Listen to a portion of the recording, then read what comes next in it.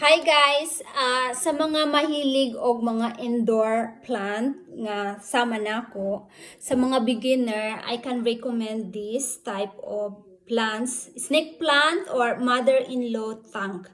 Kini siya nga plants nag-originate gyud ni siya sa West Africa, Nigeria and Congo.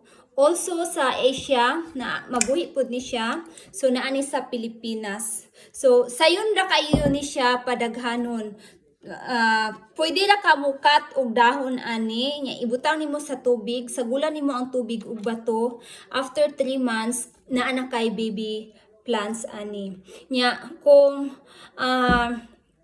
dapat kung naa siya sa soil nakabutang dili gud nimo siya i-over water. So once in a week during summer, pero pag winter dapat once in a month lang. Dapat ibutang yun nimo siya nga naay enough nga sunlight.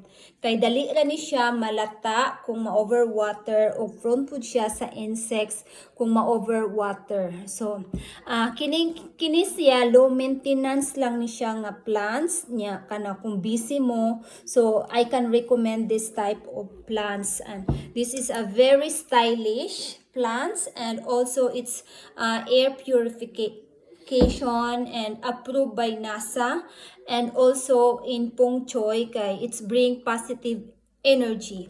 So highly recommended this type of plants for the beginners.